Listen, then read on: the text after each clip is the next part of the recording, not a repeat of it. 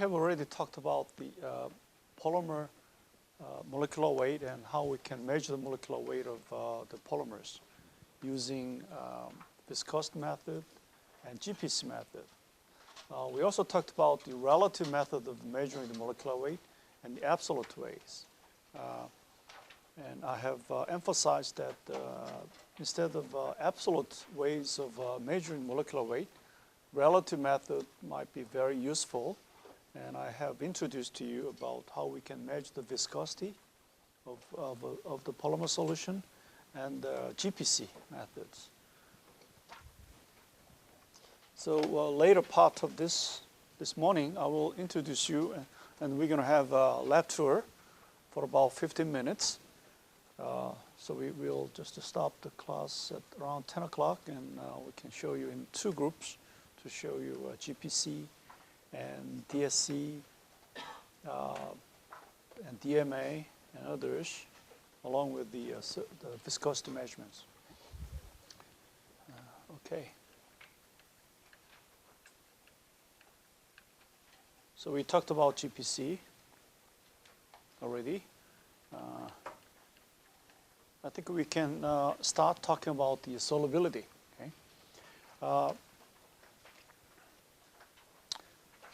If you have a polymer, for example, if you have a polymer like this, you need to make this the polymer into a desirable form. Okay? If you usually the polymer from the factory, you are supplied that we call that as a bead, B-E-A-D. Okay, it's like a rice, the cake, okay? The small bead. When you get those small bead of polymers, then you have to dissolve this polymer into a desirable shape. Okay, in other words, if you have a crystalline polymer, then you increase the temperature, it becomes melt. Okay? It becomes melt. 용융됐다고 그러죠? Melt. Or if you put the solvent into the polymer, then it becomes solution. Okay? So melt and solution are in the liquid form, but the difference between the melt and solution is that whether you have a solvent in the polymer along with the polymer. Okay? In the melt, you don't have any solvent. Okay? You just increase the temperature so that you dissolve, you melt your polymer. Okay? In the solution form, you have to have your solvent to dissolve this polymer. It becomes, we call that as a solution. Okay? In Korean word, 이건 용액이라고 그러고, 이건 용융됐다고 얘기하죠. melt라는 거. 용융. Okay? So melt and solution is two different forms. Okay? Now, we're going to talk about the solution today. Okay? So when you talk about the solution, you have to have a solvent, right? We usually have two types of solvents if you're talking about the solvents. Good solvent and poor solvent. Can anybody tell me about the difference between the good solvent and poor solvent?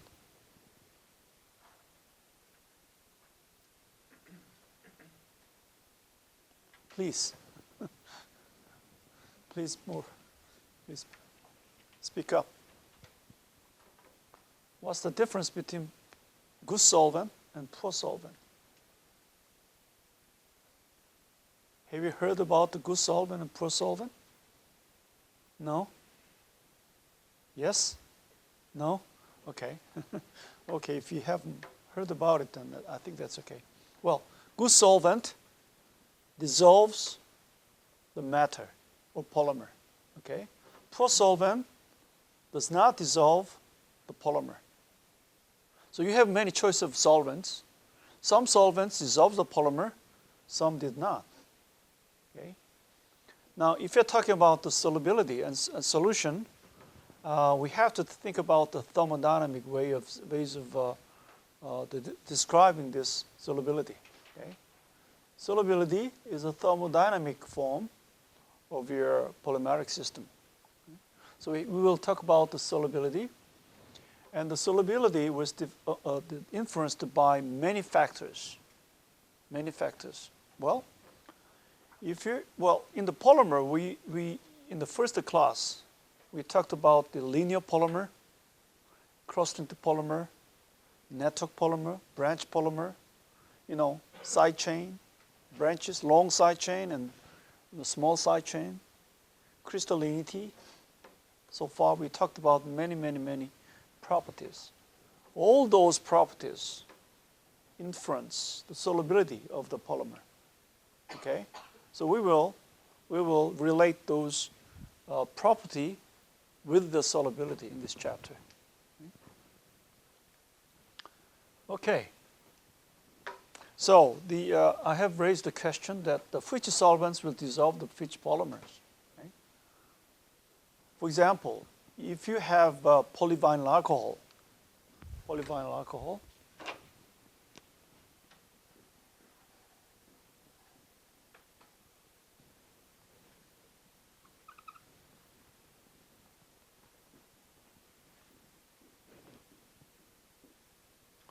and polystyrene.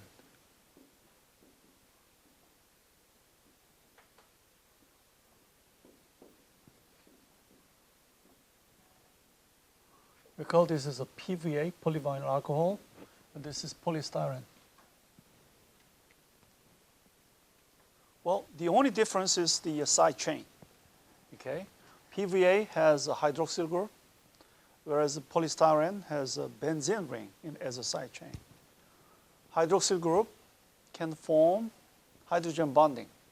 Because of the hydroxyl group, you have an oxygen that contains the two unshared electron pair, so it's electron rich, so it can provide the hydrogen bonding to hydrogen next to such as the water and so on.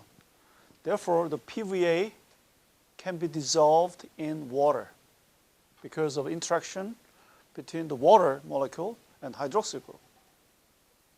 Whereas the polystyrene cannot be dissolved in water because you don't have any sites for hydrogen bonding between water and polystyrene. Okay? You only have carbon and hydrogen in the polystyrene cases. So there is no site for hydrogen bonding. So water can be a good solvent for PVA, but water cannot be a good solvent, which is poor solvent in polystyrene cases. Polystyrene, however, can be dissolved in toluene.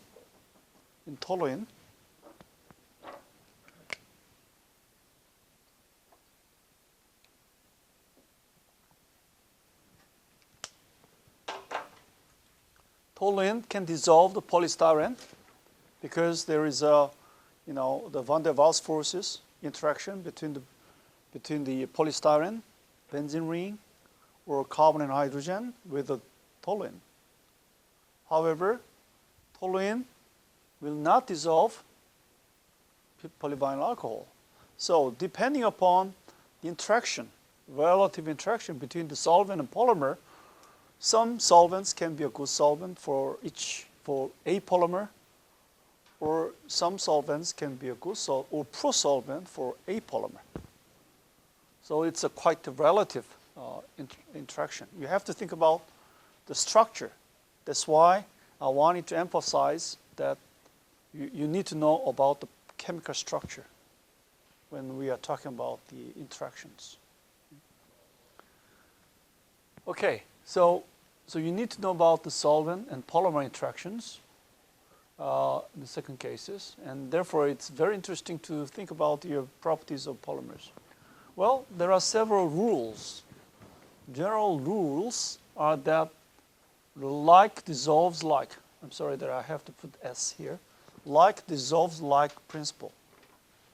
Okay? Like dissolves like principle, which means that, well, just like what I have said, if you have a polar solvent, such as water, polar solvent can dissolve the polar polymer, whereas non-polar solvent can dissolve the non-polar polymer.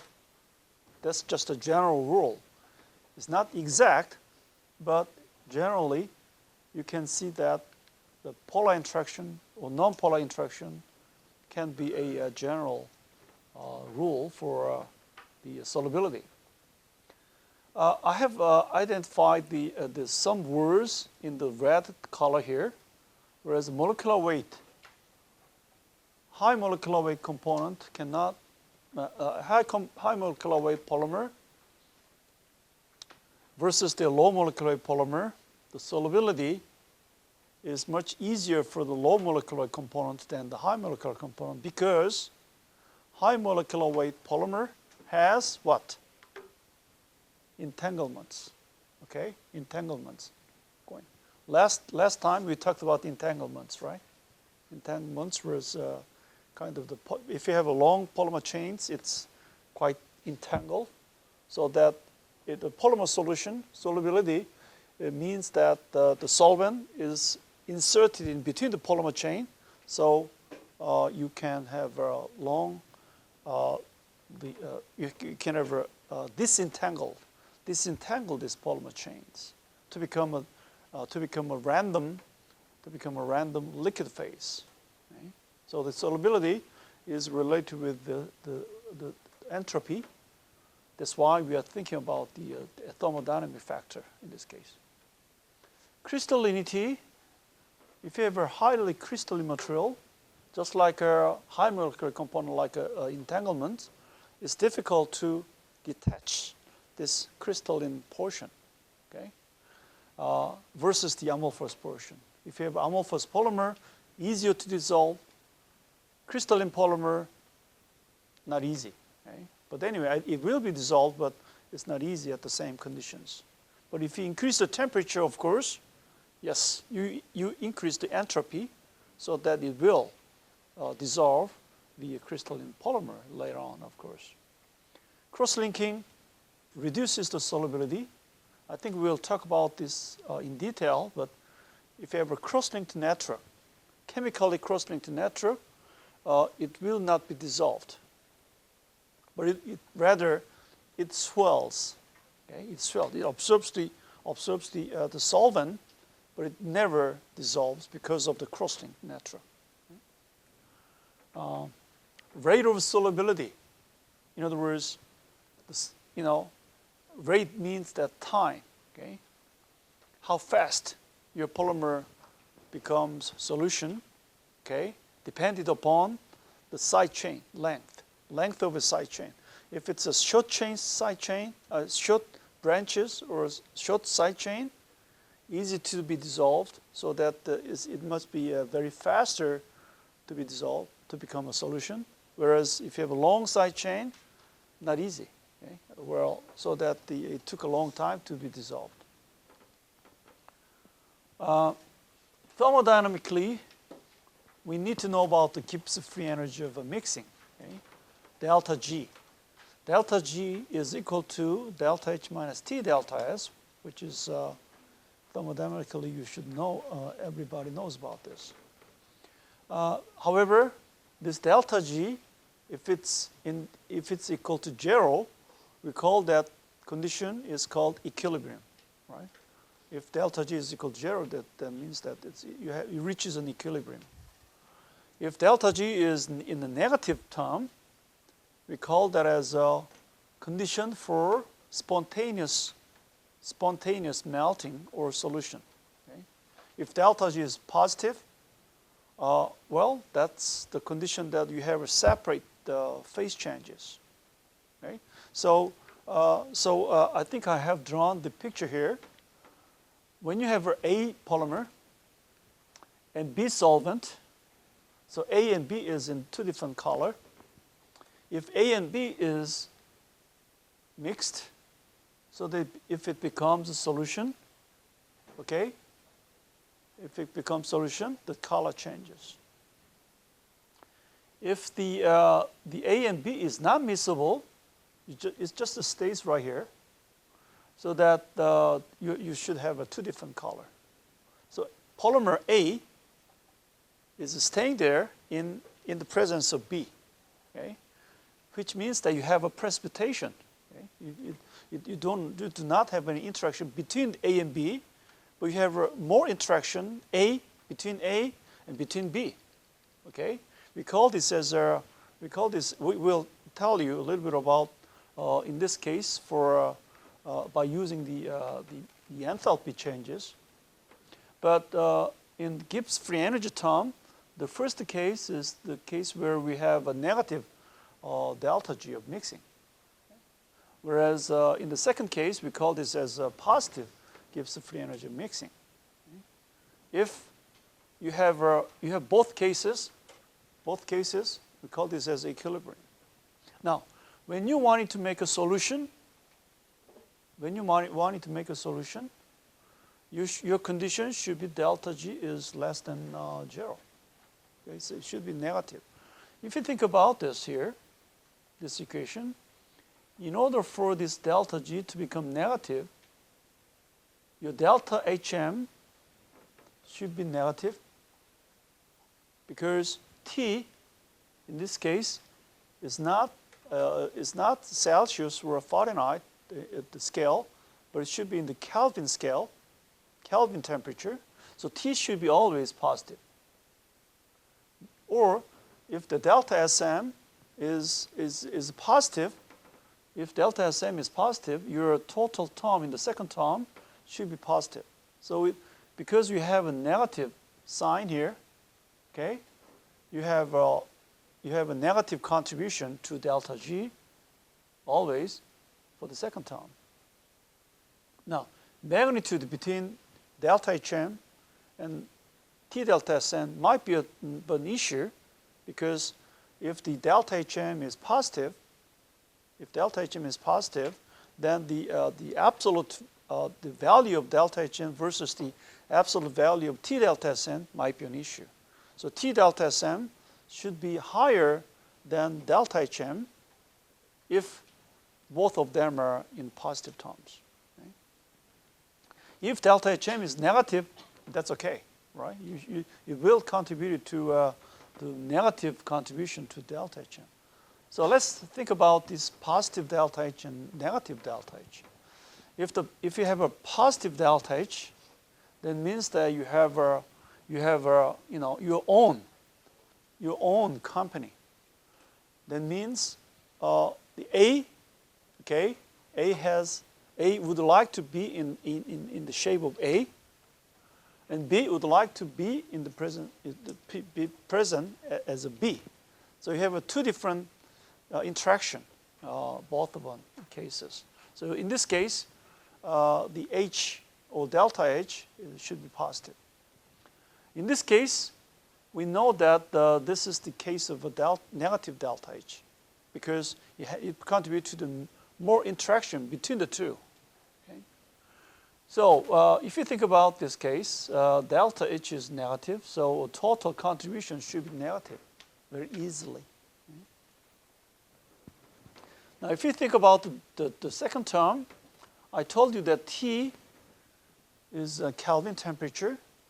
So if you increase the temperature, okay, that means that you increase the second contribution to become negative. Therefore, if you increase the temperature of a polymer, it will be much easier to become solution. Okay? Because your second term, which is with the minus term, should be much higher than what the delta H is contributing, okay, to become solubility.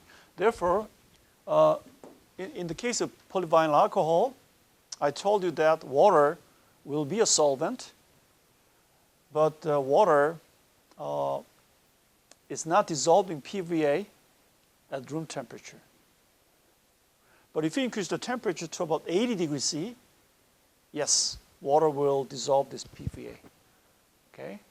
So there should be a condition to, although water is a solvent, okay, you have to have some condition to dissolve this polymer even with the same solvent. Okay?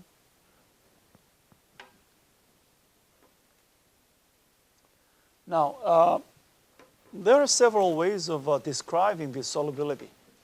We call this behavior, polymer and solvent interaction, as a solubility. 용해도라고 solubility. So solubility can be described, particularly in the polymer solubility, can be described in many ways. And in the textbook, there is a lot of theories describing the solubility aspects. What I can introduce very briefly is a lattice model, whereas, this is kind of a door, 고, 바둑, or 고, 바둑을 고라고 그러는데요, 영어로는. 고, you have a white stone and a black stone here. Okay. White and black stones can be dispersed or is not connected to each other in the case of low molecular weight components. Okay. Let's say that one of these stones, white stone might be a solute, or black stone might be a solvent. Okay. And those solute is not connected to each other in the case of low molecular weight components. However, if you think about the polymer, those solute should be connected to each other because we have high molecular components, right? So in the case of simple low molecular components, we can describe this behavior as a Boltzmann principle because in the case of a solubility, we have to think about the entropy. And entropy can be described as a probability of finding the solute here in the lattice model, P, which is the probability of finding the solute, and the Boltzmann constant. Now, P can be described with the equation right in here, whereas if you know about the mole fraction or number fraction of each solute and the solvent, then you can describe this with a very simple Boltzmann equation with the gas constant R. Okay? Now, with the same analogy, we can describe this with the polymer cases with some modifications. Okay? Because we have to think about the connectivity between these solutes. Here in this case, it's quite random, right? It's quite random, so that you don't need to have any restriction between the connected the solutes. But in the case of the polymers, you have to think about the connectivity. So probability is quite restricted. So there are some modification in the cases. So if you go to the textbook, you will find the modified Boltzmann constant with the Z or the site modifications, and it starts from this equation and will be described by Flory and Huygens and other scientists who are thinking about the theoretical ways of describing the solubility aspects. But I'm not going to go in detail because this topic will be taught in the second semester. I think the polymer physics courses. In polymer physics courses, you will be able to learn more details about the lattice model. But I would like to introduce you about the solubility parameter, which is much more easier to understand, easier and much more practical. I don't know what happened, but I'm sorry about this. But I think we need to know about the solubility parameter. Okay. I told you that we have our polyvinyl alcohol, and it's dissolved in water at a little higher temperature, warm water, whereas polystyrene can be dissolved in toluene. And I wanted to describe this behavior as a solubility parameter instead of very theoretical, Boltzmann principle or lattice model. Okay? Solubility parameter is very convenient, so you can apply the solubility parameter theory later on as a polymer chemist. Now, Hildebrandt is the very well-known Dutch the physicist, and he described the solubility aspect as a very well-known ideal solution theory. Ideal solution. So he assumes the not complicated one, but very ideal solution cases. In the ideal solution cases, you assume that your enthalpy change is equal to the internal energy changes. Okay? But in this case, Hildebrandt ideal solution cases, you do not consider the entropy aspect. Okay? You only consider, in this case, only consider the enthalpy cases. So, it's not perfect theory. Okay? Although you touch upon the enthalpies, you neglect the entropy cases, so it's not always correct. However, it's much more convenient. The solubility delta is described as a root of the cohesive energy density. Cohesive energy density is described as delta E, which is the internal energy changes divided by the molar volume of the liquid, V. Okay? The internal energy, as you can see here, is equal to the volume fraction of each component, which is a polymer 1 and solvent 2 cases. And you can describe this as well as right in here. Anyway, this is the definition.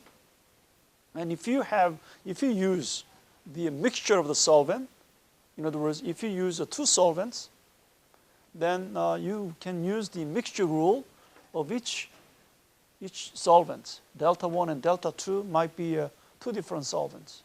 Okay? However, here in this case, in the bottom equation, 1 and 2 is not the same as 1 and 2 here above.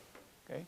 1 and 2 here above in above equation above is 2 different solvents. Okay? In other words, we have a mixture of solvent such as toluene and methanol.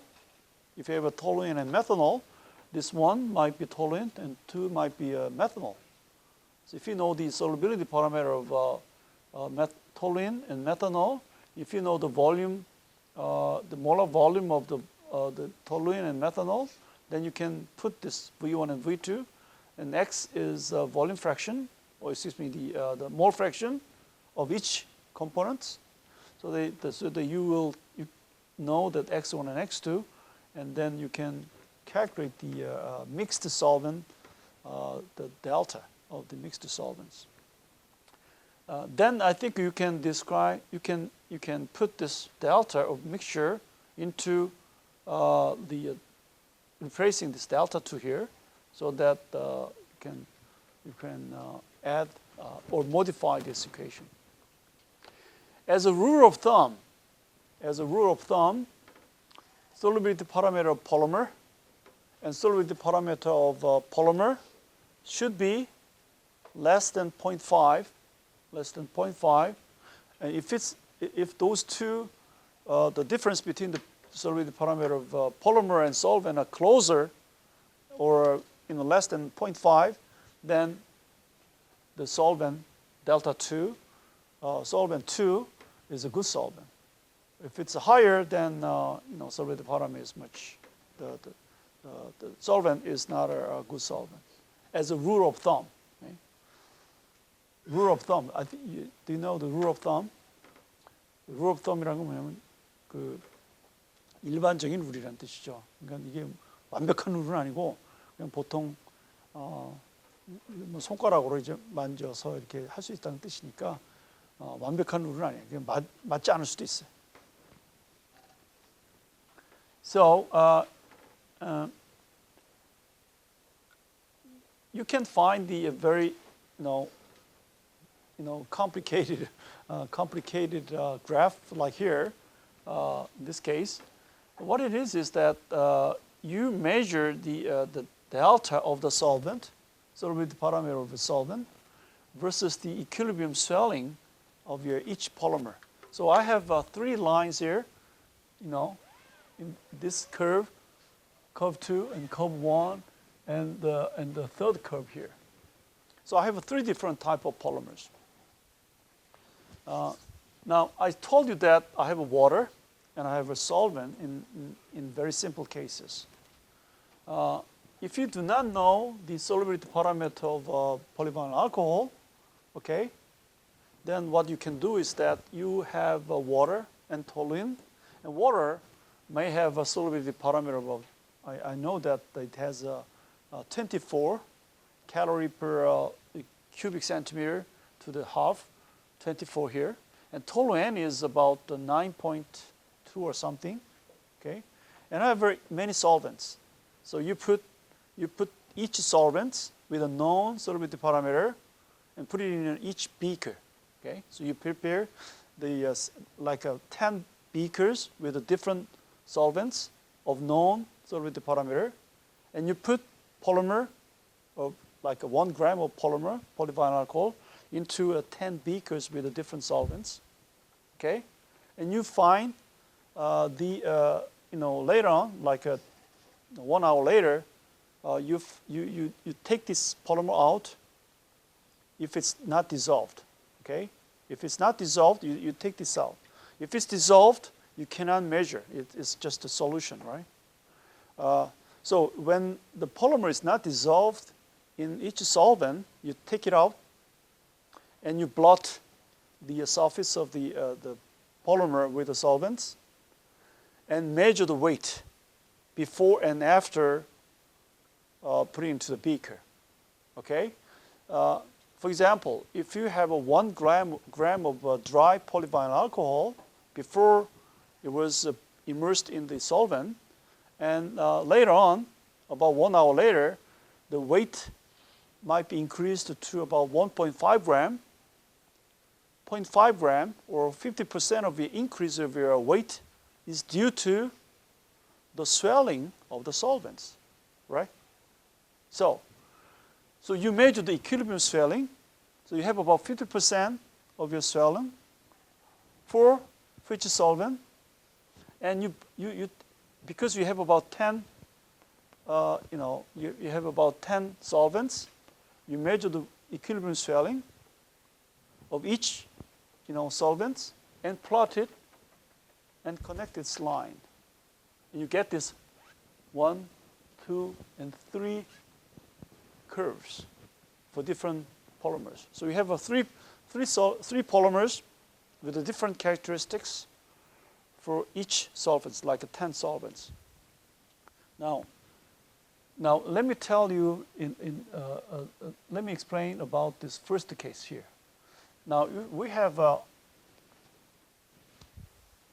pretty much, very high swelling in the case of this polymer. Okay? Now this polymer is the same polymer, but in this region, polymer is much dissolved because you have a very high swelling. In other words, it's not swelling, but it's dissolved. But in this case, this polymer has a limited swelling because of the cross-linked nature. It's not soluble, but it has a limited solubility. Now, in number 1 and number 2 polymer, it looks like that number 2 has a lower swelling because of the extensive cross-linking. If you compare the number 1 and number 2, number 1 is less cross-linked, and number 2 is a highly cross-linked one. Or this polymer, number 3, is a linear polymer, so that solubility is infinite for these solvents. Now, solubility parameter of each polymer is defined as the maximum point of the swelling. And this is the maximum point of the swelling, so that this point is called as a solubility parameter of the polymer. For polymer 2, polymer 1, and perhaps a polymer 3. Well, this is the easiest way of describing the solubility parameter, but actually it's not the same curve. Okay, it could be number 2 might be moved right in here, so that the solubility parameter, the polymer 2, might be something like here. Solubility parameter of solvent has already been calculated and measured, and you can find, even in your mobile phone, you can find the solubility parameter. If you took it in Google, asking what is the solubility parameter of water, then you can find the answer immediately, okay? Through the web documents, or if you look at the solubility parameter of the solubility parameter handbook. There is a handbook of solubility parameter, and each solvent and some polymers of known structure has already been tabulated there in the handbook, so you can find very easily about this.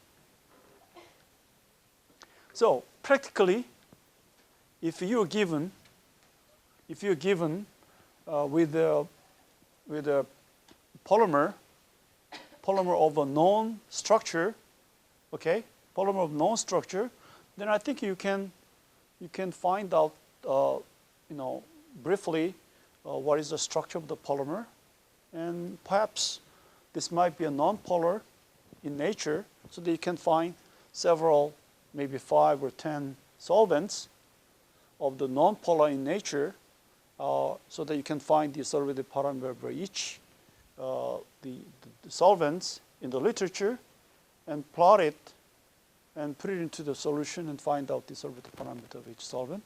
And you can decide whether some solvents are good solvents or poor solvents. Okay? If you do not know about the structure of the polymer, then you should have much more efforts, starting from water to hexane with a variety of the solvents, and find out the similar ways of measuring this equilibrium swelling method.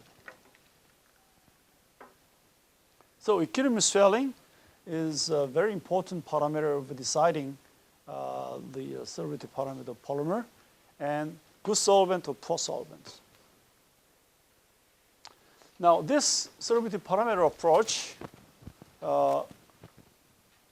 is pretty good to determine your good solvent and poor solvent, but it's not perfect, because as I told you, it assumes that the solution is an ideal, and neglecting the entropy aspect, only considering the enthalpy aspects, so that is not perfect one. So there is several approaches to compensate the solubility parameter approach, particularly in the Dutch, Netherlands. Scientists have done a lot of work, and the work that they have done was about the three-dimensional solubility parameter approach. And this, what it is that if you have an internal energy of the mixing, then this two-dimensional solubility parameter approach just considers the covalent bonding, but in this case, they considers the secondary bonding forces as well. Delta E, they assume the delta E for cohesive energy is contributed by 3 factors. The first one is the hydrogen bonding aspect, H, dispersive bonding aspect, and polar contribution. So they considers polar, dispersive, and hydrogen bonding contribution, and also the delta, therefore, is described by the 3 contributions. And in this case, mathematically, what it is that if you have a delta, then you can describe this as a three-dimensional ways, and delta can be described if you have an axis of delta H and delta D and delta P. Delta is the distance from the 0 point here which is the starting point, to the distance in the space at each point. So you have, of course, the points, but this point is described as mathematically. Okay. Anyway, this is not just a just a simple equation, but therefore you can describe this as three different descriptions, and if you look at the handbook of solubility parameter for each solvents and some polymers, you can define each contributions. Okay, each contributions for delta D and delta P and delta H, and of course delta. Okay, this delta is not just the summation of each component, but it's a square of each component, so that you can find these values. For example, let me say toluene has a delta of about around 9.9, and water has the delta of about 23.5. So there's a lot of difference. THF, tetrahydrofuran, has a delta around 9.5. Chloroform has about 9.36. Methanol has 14.5. So if you have a much more polar structure in the solvent, it's a little far away. Okay? If you don't have any polar structure, or if it is non-polar structure, then you have a little bit lower in the delta values. If you think about the polystyrene, it's about 9.33. So I told you that toluene can dissolve this polystyrene because the distance between delta toluene and delta polystyrene is less than 0.5. So as a rule of thumb, yes, you can dissolve this polystyrene in toluene, and perhaps MEK, THF, and chloroform. Okay, but not water, because water is too far away from delta of the polystyrene. Methanol cannot dissolve polystyrene because it's too far away. Okay, in this way, you can decide whether the choice of your solvent might be good or poor in terms of the solubility. In three-dimensional phases, I think you can find the several approaches. This is an example of some polymers with the solubility in terms of the three-dimensional solubility parameters. Okay, I think this is just an example, and you can find many of the other approaches.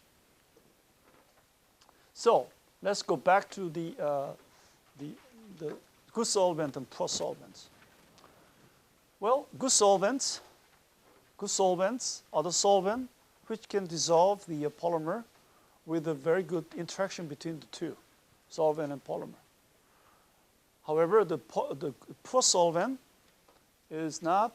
A poor solvent would like to stay with a high delta H of each polymer and solvent, so the Gibbs free energy mixing is positive because of the delta H contribution. And therefore, if you put the poor solvent in the polymer, you still find the polymer in the solid form, and it's not mixing. It's immiscible. I think I have told you about the case of polystyrene and chloroform.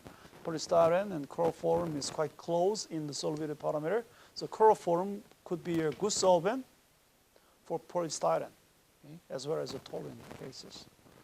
Methanol is not expected to be a good solvent because it's too far away from solubility parameter methanol and polystyrene. However, if you mix the solvents, chloroform and methanol, well, depending upon the composition of chloroform and methanol, some composition could be a good solvent. The other solvent might be a poor solvent. So let's have a virtual experiment. Okay, you have a chloroform, and you add the polystyrene and dissolve it. Because, well, it's expected to be a good solution because the solubility parameter of each component is quite close, right? So you form the solution of polystyrene in chloroform. Let's have a amount of the methanol in the pipette, and let's drop it, one drop by one drop. Okay, if you drop your methanol because it's a poor solvent, if it's a poor solvent, if you drop small amount of methanol, it doesn't affect, right? If you just drop one drop of methanol, no effect. 2 drops, no effect. 10 drops, maybe starting to make a precipitate, which is white precipitates, but it's gone easily. 15 drops, 20 drops, all of a sudden, at some point, it precipitates very quickly. Okay? So at that position, at that condition, we call this as a theta condition. Okay, at the precipitation point, and thermodynamically, we can tell that at that point, we call that as a delta G is equal to 0. Okay, and of course, if the delta G is equal to 0, then delta H is equal to T times delta S. So this theta condition where the delta G is equal to 0 can be found due to the two effects, due to the two conditions. The theta condition can be occurred depending upon the composition of your solvent versus the non-solvents, just like the case of methanol and the chloroform case. And secondly, theta condition might be due to the temperature, temperature variations. In other words, when you have a melt, okay, if you decrease the temperature, okay, it starts to get the crystals or the polymer, okay, from liquid phase to the solid phase, right? From liquid to the solid phase, if there is any critical temperature, we call that as a theta temperature. Okay, we call that as a theta temperature, and if there is any composition, solvent composition, we call that as a theta solvent. So theta condition can be due to, first, by the solvent composition, and secondly, due to the temperatures. Okay? Now, this theta condition, of course, can be described thermodynamically very well in your solubility aspect of your polymers.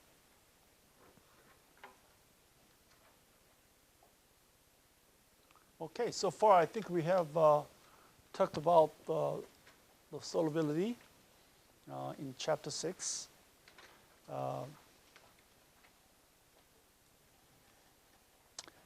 Do you have any questions about the solubility?